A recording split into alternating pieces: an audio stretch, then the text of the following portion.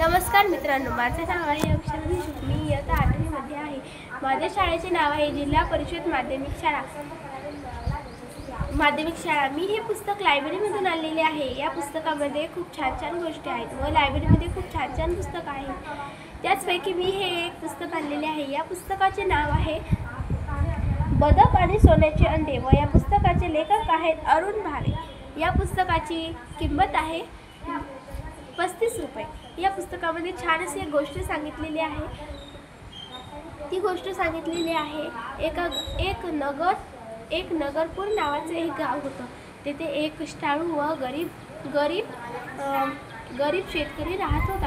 त्या गरीब शेतकरी खूप परेशान होता की या वर्षी खूप दुष्काळ पडलेला होता. पाऊस न आल्यामुळे शेतीमध्ये खूप उत्पादन सुद्धा आलेले नव्हते. म्हणून शेतकरी खूप अडचणीत आलेला होता. शेतकऱ्याची बायको सुद्धा खूप दयाळू व चांगली होती. शेतकरी सुद्धा खूप छान होता.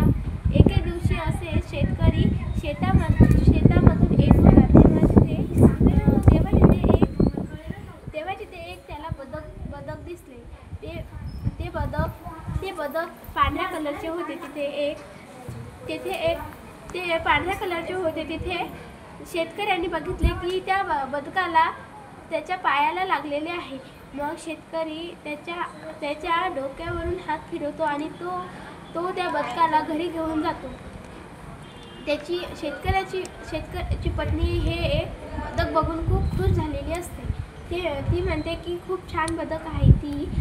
ती जिथे त्या बदकाला लागलेले आहे तिथे ती मलमपट्टी करते. तेव्हा तो बदक छान चालू लागतो. तेव्हा शेतकऱ्याची पत्नी शेतकऱ्याला म्हणते की आपल्या यावर्षी उत्पादन न झाल्यामुळे आपण खूप अडचणीत आलेलो आहोत. हे सर्व बोलणं बदक ऐकत होता. तेथे बदक हा शेतकरी हा आपल्या बायकोला म्हणत होता की मी मोठमोठ्याले हे स्वप्न बघितलेले होते श्रीमंत होण्याचे. तेव्हा बदक हे सर्व ऐकत होता. तर शेतकऱ्यांची बायको सुद्धा म्हणते की मी सुद्धा खूप दागिने घेण्याची खूप स्वप्न बघितलेले आहे, पण ते स्वप्न कधी पूर्ण होतील काय माहीत. तेव्हा बदकाने हे सर्व ऐकलेले असते. बदक हा मदत करण्यासाठी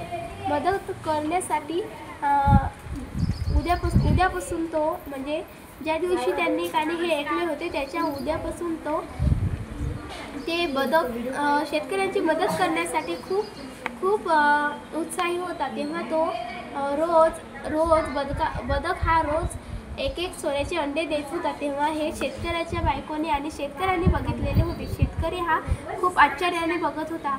तेव्हा शेतकऱ्याची बायको सुद्धा खूप खुश होती.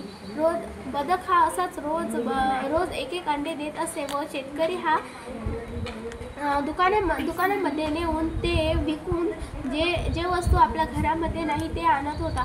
शेतकऱ्याने असेच एक बंगला घेतलेला होता. तो खूप श्रीमंत होत असे. तेव्हा शेतकरी हा खूप खुश होता की तो खूप श्रीमंत झाला होता. तेव्हा सुद्धा बदक हा एक रोज अंडे देत असे. तेव्हा शेतकऱ्याची